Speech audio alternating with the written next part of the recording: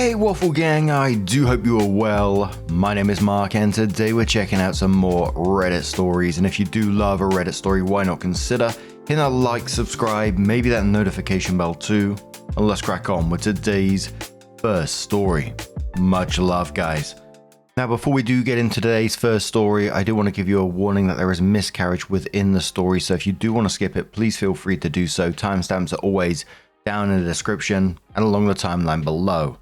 Thank you. And it's titled, I, 34 female, turned to my husband, 34 male, for support after some bad news. He pointed out a blemish on my face in response. Is this a big enough straw to break the camel's back? Throwaway because he knows my username. We have been through a lot together. We met in college nearly 15 years ago. We're long distance for a little while after graduation, then moved overseas together and back again. We now own a house, have some pets, are both gainfully employed, and have a wonderful time together. We're great together when times are good. We've been married for 7 years. The problem is that he is a really awful communicator while I'm very open with how I'm feeling.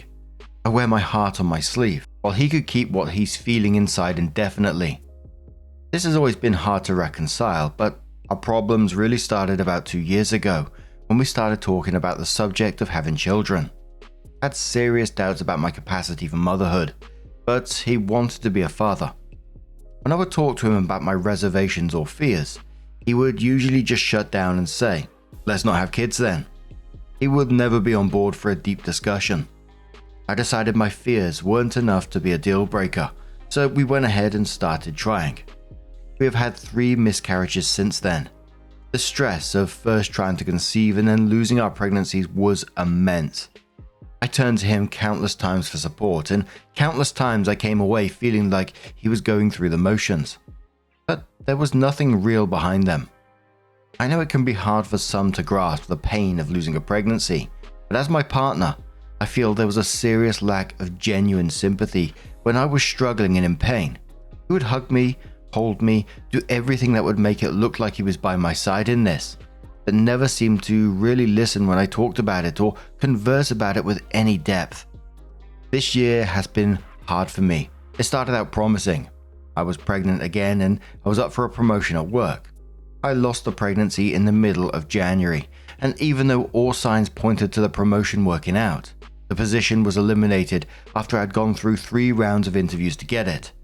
I found out the position was eliminated officially yesterday. When he got home from work, I asked him for a hug. Instead, he started examining the skin around my mouth. He said, "Do you have mouth herpes or something? I've been breaking out in that area since the last miscarriage.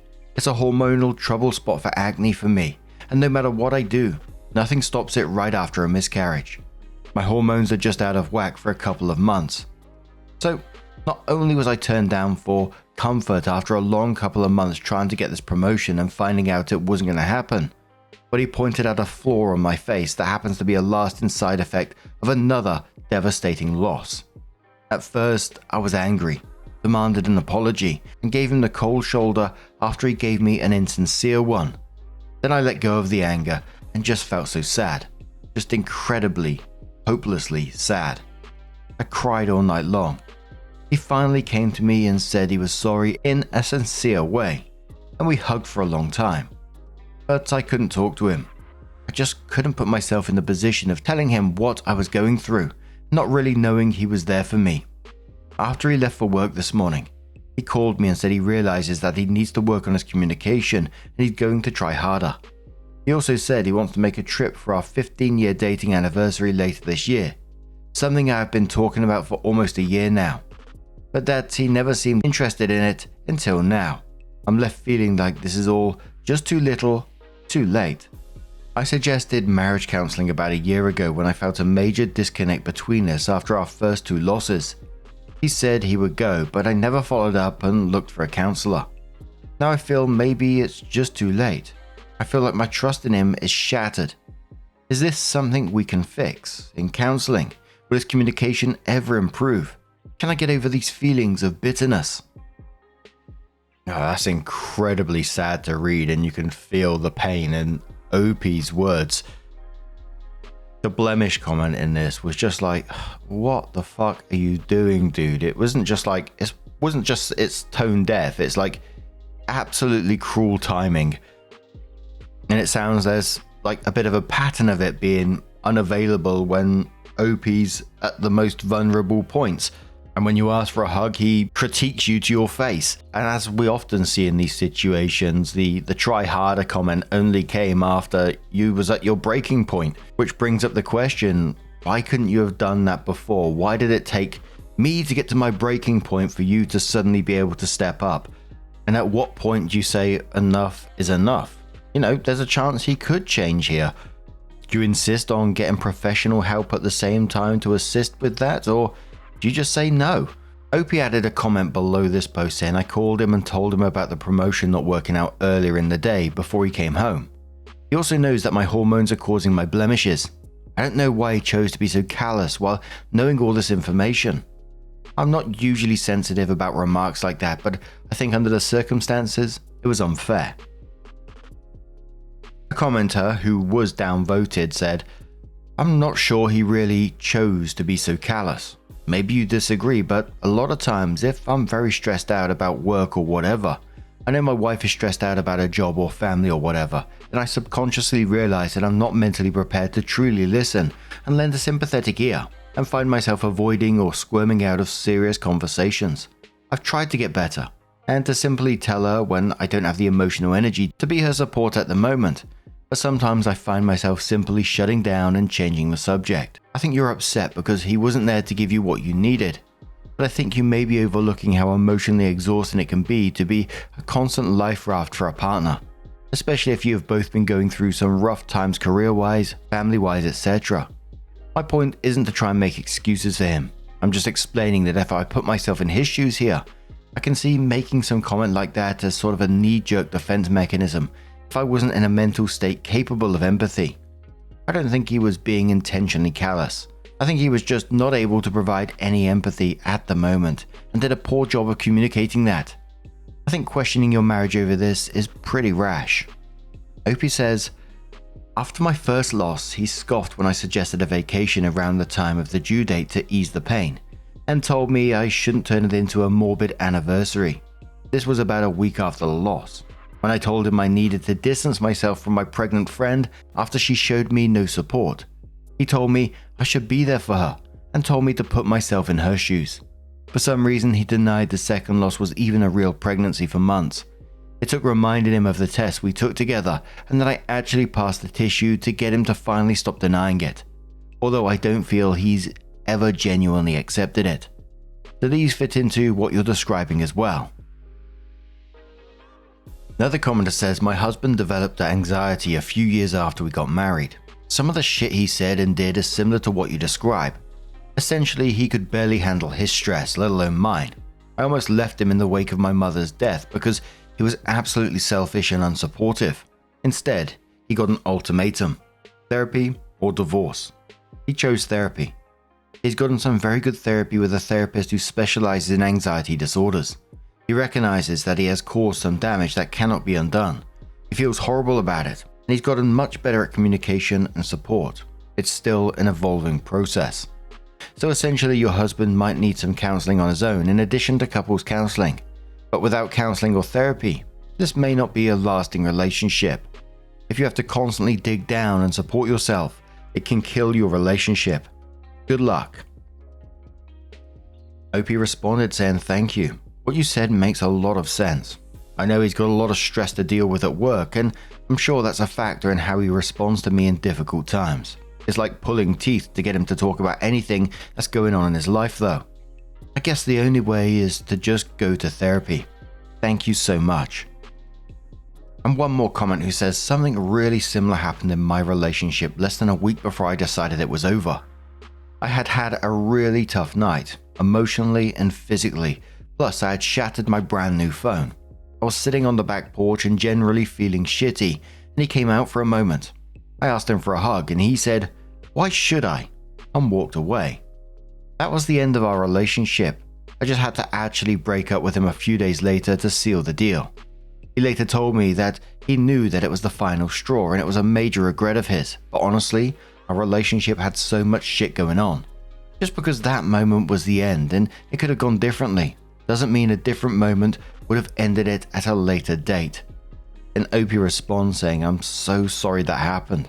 It's brutal to be rejected by your partner in a time of need like that, and the unfortunate thing is that those hurtful little slights, those harsh words that sting, are what stick with me most clearly. He's done so much good for me and has been there for me when I've needed him, but those are vague memories. Those hurtful times feel like they just happened yesterday." So it was 5 months from that first post that OP came in with an update and said thank you so much to everyone who commented on my original post earlier this year. We got into counselling not too long after that post and have been continuing every week ever since. We just had a session yesterday. Our counsellor is wonderful. She really understands the situation and has identified the struggle my husband faces when confronted with an uncomfortable topic, like our losses, stress at work, the decision to have children or not, and more. We've spent quite a long time discussing my husband's upbringing. His family isn't really big on communicating, and there are many problems that he and his siblings have had over the years, and continue to this day. They were never addressed and never resolved. In session, he talked about how he felt his emotional needs were never really met growing up, but that he didn't realize it until now. It made me really sad for him. We had his parents over a few weeks ago, and as usual, the conversation remained really superficial and never delved into anything very substantial. I've tried to share with them about our life and our losses before, but there's never been any sign of interest from them in connecting with us in that way, even though his mother is one of the only people I know in my life who has suffered a loss as well. We spent the next week's session processing their visit, and unfortunately my husband felt a lot of anger and frustration that he wasn't able to talk to them about the important stuff. However, in our relationship things have completely transformed. We argue so much less and he is completely present and there for me when I need his support. The topic of having children has come back up, and we are still figuring that out, but we can really talk about it and be open and honest with each other without fear and with respect and open arms for each other. He's repeatedly said that he's really happy we got into therapy and that he feels great about the state of our relationship.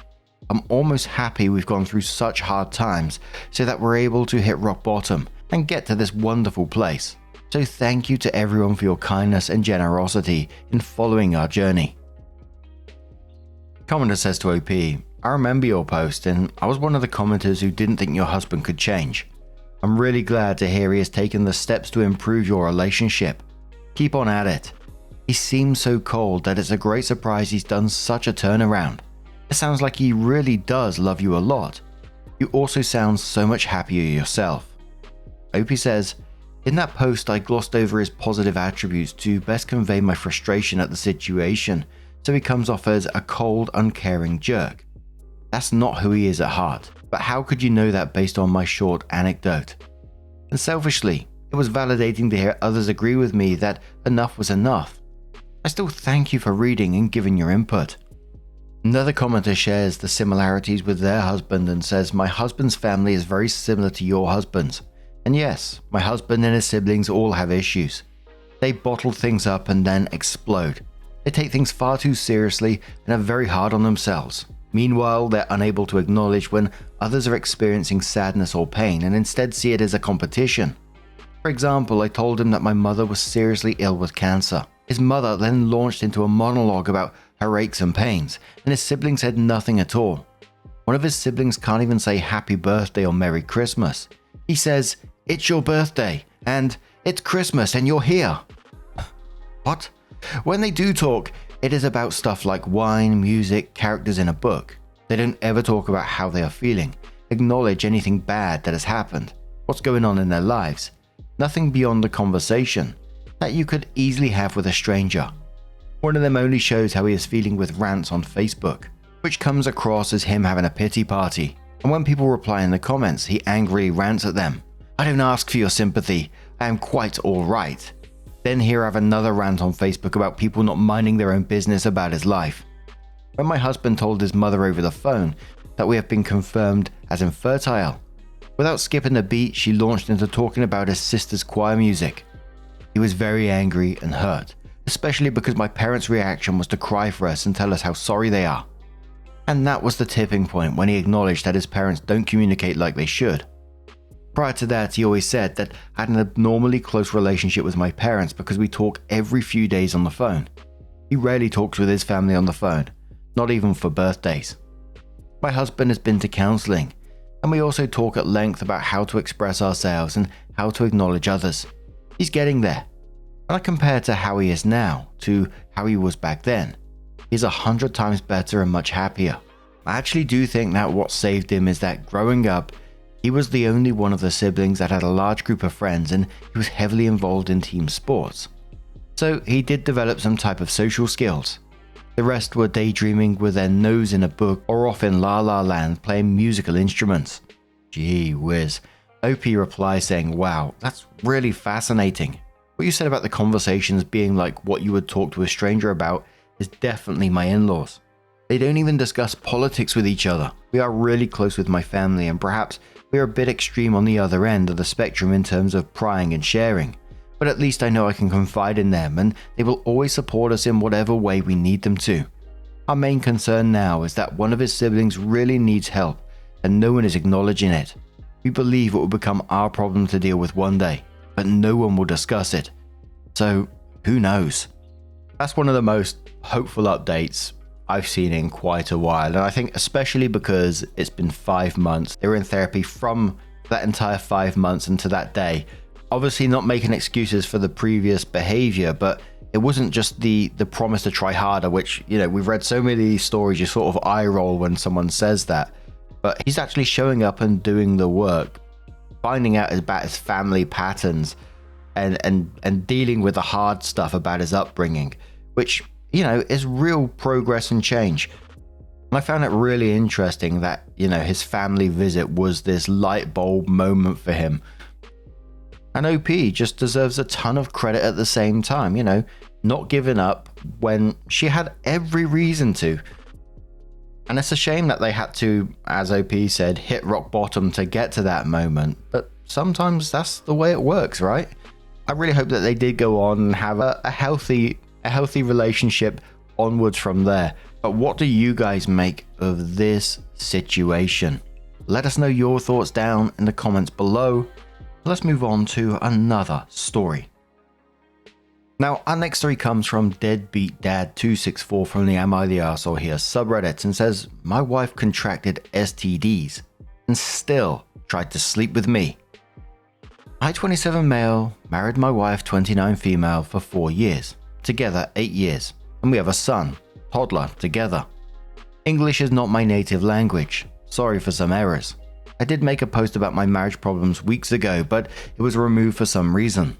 So for context, around 6 or 7 months ago, I struggled with some mental and medical problems that make my libido down to the point we had a dead bedroom for 4 months.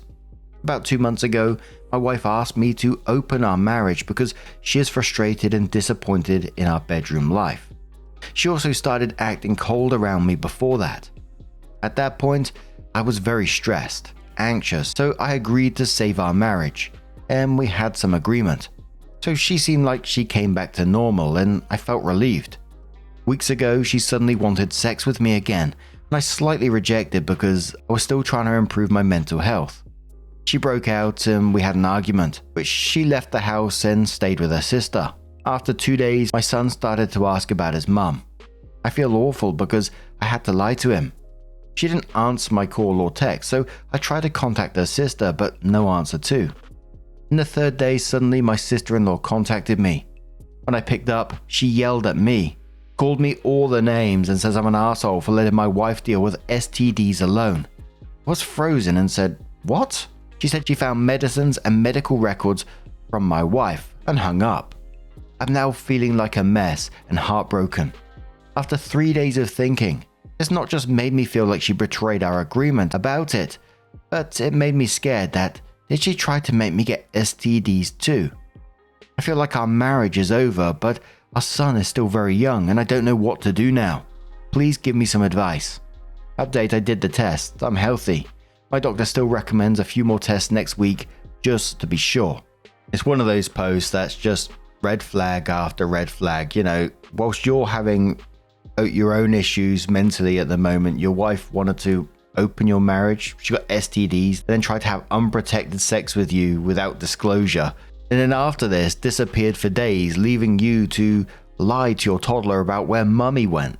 And whenever we see like children in a marriage, which, it's such a difficult thing, isn't it? You got a child and you don't want to break up what they know as family. But as we always say, kids are like sponges. They pick up on everything. And you want them to live in a healthy, happy home. And this just isn't it at the moment. You can see it. And you simply need to focus on protecting yourself and your child first. Everything else can be figured out from there. Commenter says to OP, I'm sorry OP, but there are so many red flags and none of those are coming from you. While you have mental and medical problems and try to deal with them, your wife decides to open your marriage and go sleep around, instead of helping you get better and work on your marriage. Her sexual frustration is more important to her than your own health. That should have been your first and last clue that she is an awful person. Your wife asks you to have sex, but your mental health hasn't been improving and you deny it. Within good reasons in my opinion. She lashes out at you and leaves you and the kids. She doesn't call any of you for 2 days. I mean, your freaking son doesn't understand where his mum is and she just doesn't care at all. She found out she has an STD and is probably the real reason she's left to her sister's house. To me, this is the apogee of disrespect. Not only she probably didn't take enough protections and clearly didn't care, or sleeping with other men, but she tried to have sex with you knowing there was a possibility she had an STD. You were here trying to figure out if you're an arsehole for not being concerned about something you didn't know anything about. Seriously, OP, you need to open your eyes, not just for your marriage, not the arsehole. Another commenter says so that I wouldn't hold it past her, trying to give it to him and running away when that didn't work. Her acting like normal was an act. First commenter replies to that one saying, I thought the same. I even thought of the possibility of her knowing fully she had an STD while trying to have sex with OP, so she could accuse him of passing it to her afterwards, exactly like her sister did. Something is clearly wrong either way. Commenter says, not the arsehole, please go get tested for STDs. Talk to a lawyer. Your wife deserted you and your child. OP says, thank you. I'll take a day off to go get tested. Organic says, so you willingly opened your marriage, or was it forced upon you? Open marriages rarely work. You should have known better. Didn't you two talk about STDs or pregnancy? Have any kind of plan? Everyone sucks here. The whole situation is a mess. And did she really try to give you an STD? That can be criminal in some places. OP says, I don't know. I don't feel comfortable with her sleeping around as long as we communicate about it, but I do feel like it went too fast and I should be more skeptical about it. We have an agreement that she needed to make sure her partner is clean and always uses a condom, and she insisted that I can trust her. She did say that if she gets pregnant, she'll get an abortion immediately. Commenter says, and quoting, we have an agreement, and then says, she lied there, and then quoting using the condom and says, so you'd have to be a damn idiot to trust this. Time to talk to a lawyer. OP says, yeah, I do feel like an idiot, and you are right. I always trust her because I loved her, but after this, I don't even know what to feel right now. I will think about a divorce after getting tested myself first. Thank you for your advice. So OP came in with her first update and says, to sum up, 6 months ago I had some mental and medical problems that prevented me from having sex with her. She convinced me to get into an open marriage and she had it for 2 months, until 2 weeks ago. She suddenly wanted to be intimate again, and when I refused she got angry and left. I couldn't contact her for a whole week until her sister called accusing me of having an affair and giving her STDs.